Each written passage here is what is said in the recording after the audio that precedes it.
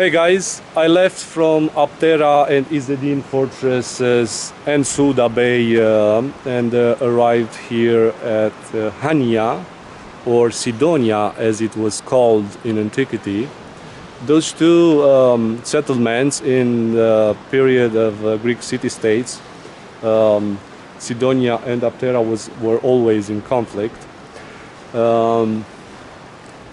Chania, as it is called today, it was inhabited since antiquity, of course. In the 3rd century before Christ, it had the first ring of defense, some walls.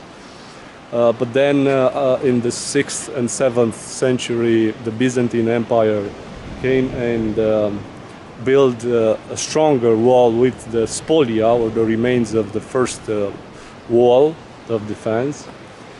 Early in the 9th century, the Saracens came and destroyed the city, but then in the 10th century, the Byzantine Empire managed to retake the city and reinforce the walls. In the 10th century, also they built the fortresses here on the Castelli hill. But in the early 13th century, the Venetians took the entire island, and they had to expand the settlement.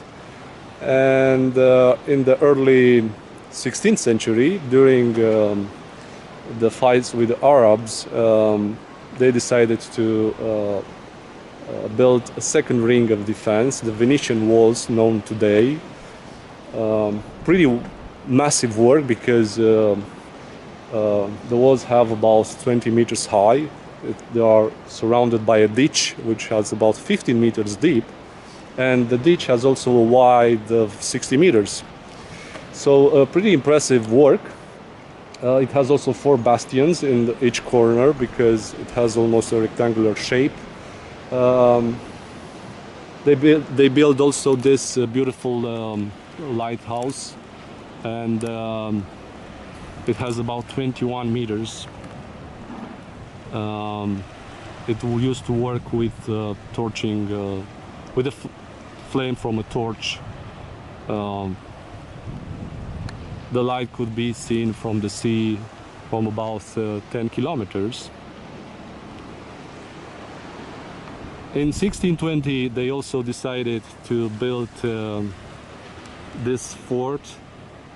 It's called Firka Fort. They use it to protect the entrance into the harbor. It is said that between the fort and the lighthouse, they used to have a chain for the intruders. During the Venetian rule, as they did in Rethymno and Heraklion, they build lots of houses and buildings. Over there's the Venetian arsenal. There are multiple shipyards. Obviously, back then they didn't have this front wall, so the ship could enter inside and be maintained and preserved. They used to have about 20, now there are about 9 left.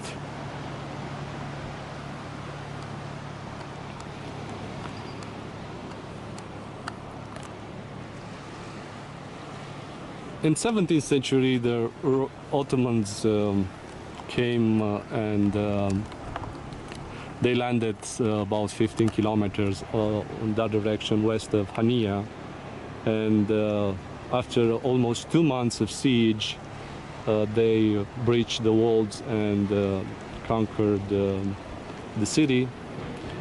They reconstructed the demolished walls and also constructed some mosques, like one that it's over here. The name is something like the mosque near to the sea. It's unique because it has a unique shape and influence of Renaissance. Another remain is a minaret that we can see it over there. But they mostly converted the Christian churches into mosques. They were here until 1898.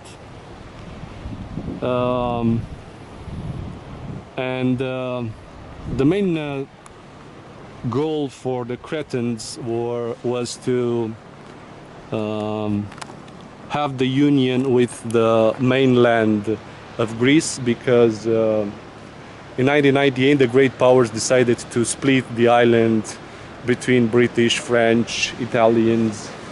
In that time, Eleftherios Venizelos was the main political figure here in Crete. And I told you that in 1903 he was also imprisoned in Izedin fortress that we've seen in the previous video. And in 1908 he actually managed to form the first independent government of Crete, and declared also the union with Greece. The name of the union is Enosis. In 1910 he was also elected as the Prime Minister of Greece, and probably being in this position he managed in 3 years to receive the acknowledgement, the official acknowledgement of the union with Greece. And over there in Firka fort was the first time when, in presence of Eleftherios Venizelos and King Constantine of Greece, he was raised for the first time the flag of Greece, which is also raised today.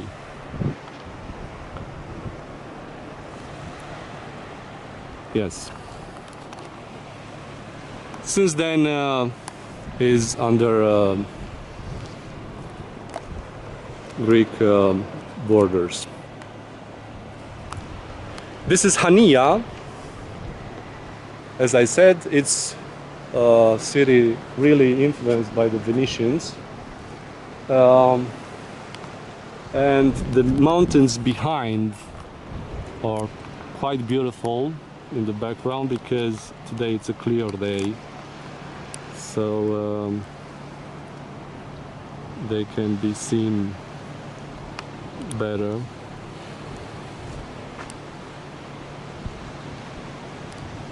The White Mountains.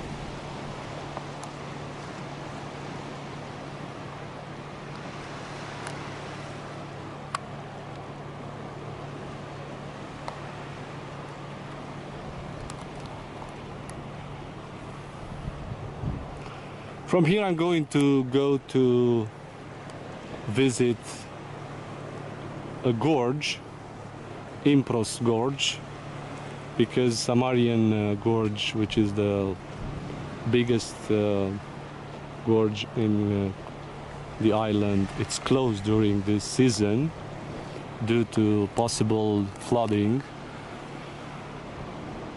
So I'll see you next time.